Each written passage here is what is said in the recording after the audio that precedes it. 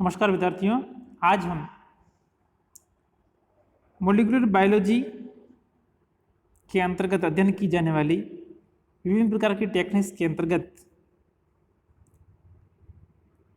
इस वीडियो के अंतर्गत हम बायो इन्फॉर्मेटिक्स अर्थात जैव सूचना विज्ञान के बारे में अध्ययन करेंगे।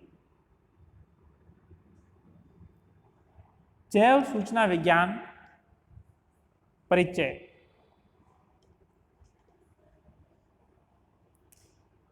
जैव सूचना विज्ञान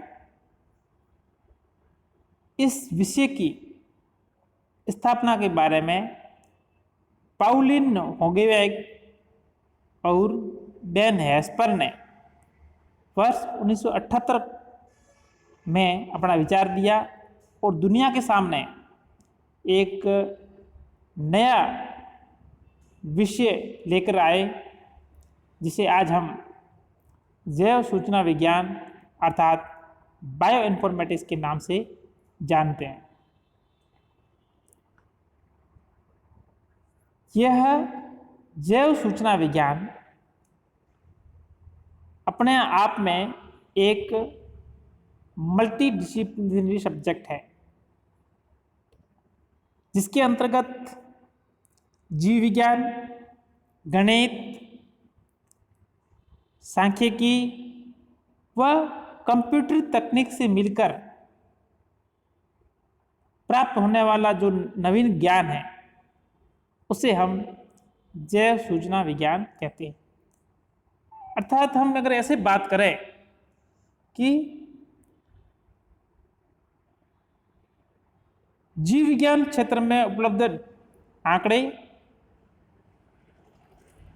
और उन आंकड़ों के ऊपर अगर अपन गणित और सांख्यिकी का यूज करते हुए कंप्यूटर की सहायता से संसाधन के द्वारा कुछ नई प्रकार की सूचनाएं प्राप्त करते हैं, तो ये जो नई सूचनाएं प्राप्त होती है ये जैव सूचना विज्ञान कहलाता है।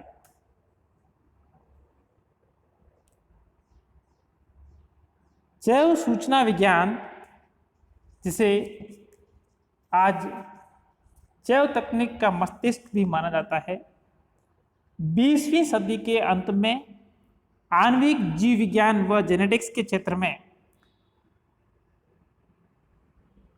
अत्यधिक प्रगति हुई एवं हमें कई सारी महत्वपूर्ण सूचनाएं प्राप्त हुई। इन विभिन्न प्रकार की सूचनाओं के अंतर्गत हम देखते हैं कि हमें विभिन्न प्रकार के पादप व जंतु जातियों के जीनोम सीक्वेंसिंग के बारे में जानकारी प्राप्त हुई, जिसके फलस्वरूप इन सूचनाओं को किस प्रकार से मानव कल्याण के लिए उपयोगी बनाया जाए। इसी क्रम में हमें इन सूचनाओं से प्राप्त डेटाज का किस प्रकार से संग्रहण किया जाए, तो इसके लिए कई प्रकार के संगठन की स्थापना हुई, जिसके अंतर्गत डेटाबेस के संग्रहण हेतु NCBI national centre for biotechnology information, EBI European bio informatics institutes and DDJB अर्थात DNA data bank of Japan की स्थापना हुई। इन सब डेटाबेस संग्रहण हेतु स्थापित संस्थाओं का उद्देश्य यह था कि विभिन्न स्रोतों से प्राप्त पादप व जंतु जातियों से संबंधित महत्वपूर्ण सूचनाओं का किस प्रकार से मानव कल्याण में उपयोग किया जाए। आज बायो इन्फॉर्मेटिक्स द्वारा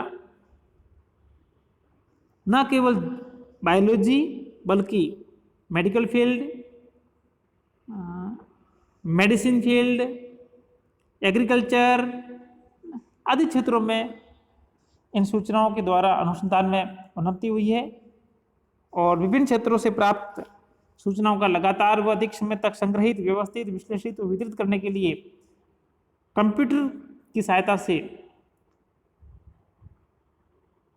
कई प्रकार की मेथोडोलॉजी को यूज करके उनका मानव कल्याण के लिए उपयोग किया जा रहा है। इसके अलावा गणित, कंप्यूटर साइंस एवं स्टैटिस्टिक्स से प्राप्त की गई सूचना तकनीकी का उपयोग वृहद जैव अणुओं जैसे डीएनए, आरएनए व प्रोटीन्स से संबंधित प्राप्त सूचनाओं को समझने व व्यवस्थित करने में किया जाता है। इस प्रकार से हम कह सकते हैं कि बायोइन्फॉर्मेटिक्स अर्थात सूचना जैव विज्ञान आणविक जीव विज्ञान से संबंधित सूचना तंत्र का प्रबंधन है, जिसकी अनेक एक्सपेरिमेंटल यूटिलिटीज है।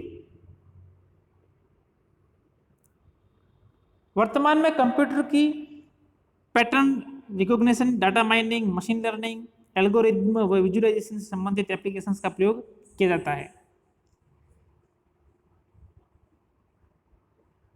इन सब के माध्यम से यानी जैव सूचना विज्ञान की जो तकनीकों का यूज हो रहा है कंप्यूटर बेस्ड, इन सब के माध्यम से जिसका उद्देश्य है वह जीन खोजना, genome assembly, drugs design, drug discovery, protein structure alignment, protein structure prediction आदि क्षेत्रों में इन सूचनाओं का है जो प्रयोग किया जा रहा है।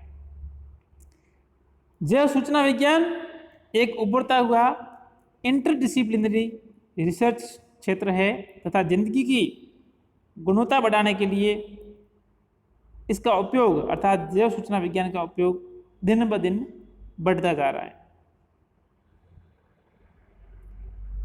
बायोइन्फॉर्मेटिक्स अथवा कंप्यूटेशनल बायोलॉजी, मॉलिक्यूलर बायोलॉजी के क्षेत्र में सूचना प्रौद्योगिकी का उपयोग अथवा बायोलॉजिकल डेटा के प्रबंधन एवं विश्लेषण हेतु कंप्यूटर टेक्नोलॉजी का अनुप्रयोग है। बायोइन्फॉर्मेटिक्स का जो अंतिम लक्ष्य है श्रृंखला, संरचना, साहित्य तथा अन्य बायोलॉजिकल आंकड़ों में छिपी जैविक सूचनाओं को उजागर कर उसे मानव जीवन के स्तर को ऊपर उठाने के लिए उपयोग में लाना है। अब हम देखते हैं कि जो जैव सूचना विज्ञान है ये एक नया विषय है जिसके बारे में हम जानकारी प्राप्त कर चुके हैं और इसका जो मुख्य उद्देश्य है विभिन्न स्रोतों से प्राप्त जैव सूचनाओं का मानव जीवन में किस प्रकार से कल्याणकारी उद्देश्यों के लिए प्रयुक्त किया जा सकता है। इसी क्रम में भारत में जैव सूचना विज्ञान की संबंधित कौन कौन सी परियोजनाएं हैं और हमें इस क्षेत्र में क्या क्या उपलब्धियां हासिल हुई है उनके बारे में हम जानने का प्रयास करते हैं। जैव सूचना विज्ञान और एप्लाइड बायोटेक्नोलॉजी बेंगलोर में प्रोटीन और आरएनए के सीक्वेंसिंग संरक्षण के लिए नवल एल्गोरिथम का विकास किया गया है। आईआईटी दिल्ली में वेब सक्षम प्रोटीन स्ट्रक्चर प्रिडिक्शन सॉफ्टवेयर का विकास। राष्ट्रीय वानस्पतिक अनुसंधान संस्थान एनबीआरआई लखनऊ में भारतीय वनस्पति बागवानी नेटवर्क का विकास संबंधी कार्य संपन्न किया गया। इसी तरह से जैव प्रौद्योगिकी केंद्र जवाहरलाल नेहरू कृषि विश्वविद्यालय जबलपुर में प्रोटीन की 3D स्ट्रक्चर की लिगैंड बाइंडिंग साइट को पहचानने के लिए सॉफ्टवेयर टूल का विकास किया गया है। जैव सूचना विज्ञान केंद्र पांडुचेरी यूनिवर्सिटी में पौधे और स्तनधारी जीनोम के निर्माण की प्रोटीन डिजाइनिंग के लिए सॉफ्टवेयर टूल्स का विकास किया गया। राजीव गांधी जैव प्रौद्योगिकी केंद्र तिरुवनंतपुरम में टाइप 3 पॉलीपेप्टाइड सिंथेज प्रोटीन संरचनाओं के डाटाबेस का विकास किया गया है। और जेएनयू अर्थात जवाहरलाल नेहरू यूनिवर्सिटी में लक्ष्य आधारित फार्माकोर दृष्टिकोण का उपयोग करके नोवल मलेरिया रोधी औषधि का निर्माण कार्य किया गया है।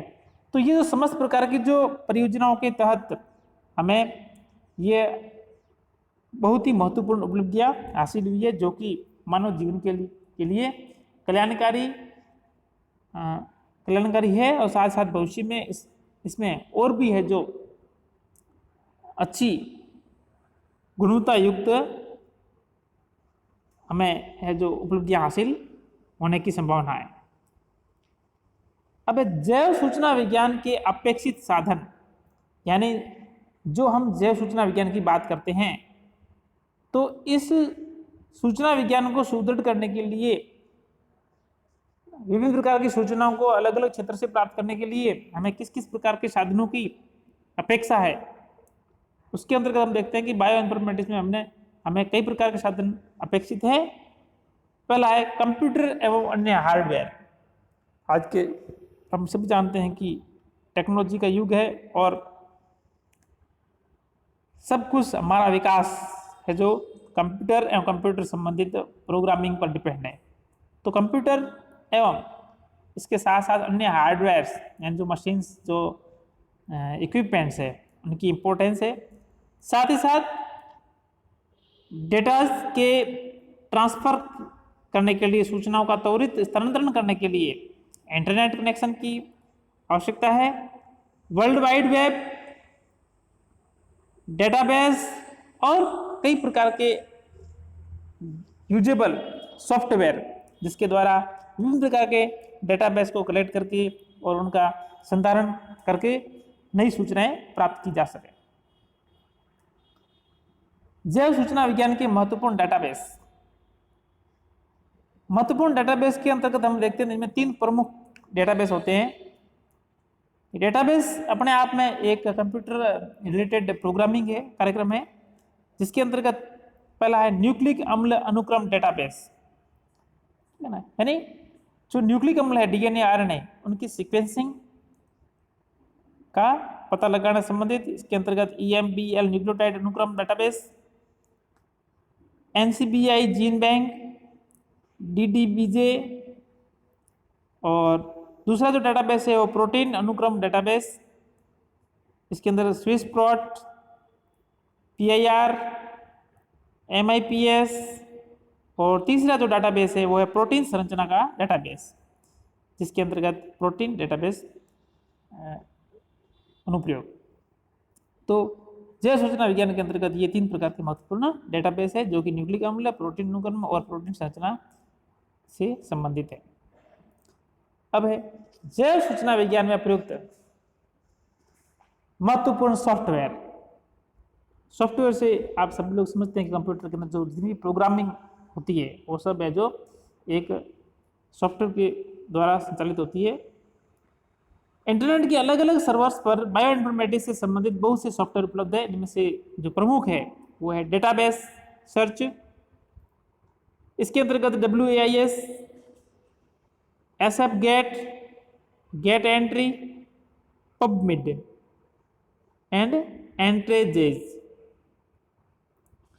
होमोलॉजी सर्च के अंतर्गत ब्लास्ट, फस्टा, स्मिथ वाटरमैन आदि। सीक्वेंस एनालिसिस के अंतर्गत DNA से amino acid, ProScan, signal scan, SSPN, gene features, ORF finder, TF search, motif, block, MEME, Clustal, ALW आदि। अब हम देखते हैं कि जैव सूचना विज्ञान के क्षेत्र में हमें क्या क्या होप्स है, क्या आशाएं हैं इस क्षेत्र से। जैव सूचना विज्ञान ने जैविकी के क्षेत्र में शोध करने के तरीकों को ही बदल दिया है। जिस प्रकार से आज तकनीकी के दौर में, स्पेशली कंप्यूटर युग के अंतर्गत,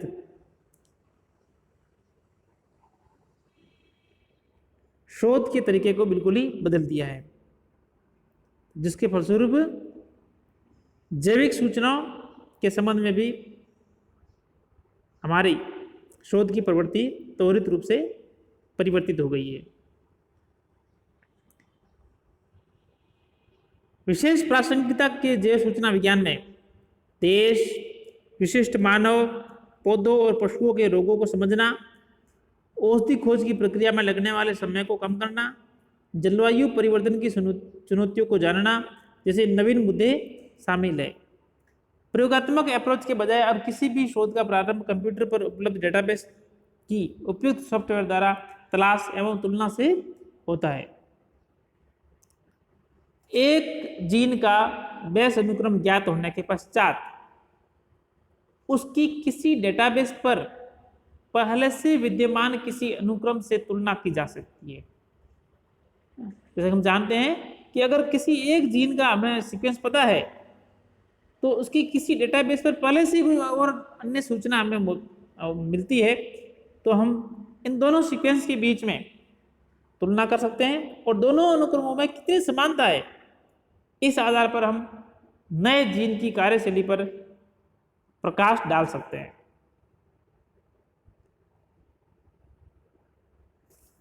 इससे निम्न क्षेत्रों में क्रांतिकारी परिवर्तन की आशाएं हैं।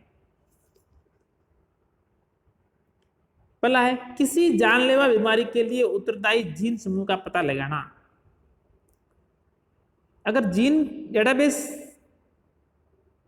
अनुक्रम हमें पता है, जीन का अगर बेस अनुक्रम हमें पता है तो इसके द्वारा कोई जानलेवा बीमारी है तो वो किस जीन के अंदर उत्पन्न विकार के कारण खोज हो रही है तो उस उत्तरदायी जीन समूह का इस जैव सूचना विज्ञान क्षेत्र में उपलब्ध सूचनाओं के द्वारा तुलनात्मक अध्ययन करके हम पता लगा सकते हैं। औषधि निर्माण के लिए एक लक्ष्य को निर्धारित करना था, उस लक्ष्य को हिट करने के लिए उपयुक्त लिगेंड्स का डिजाइन तैयार करना।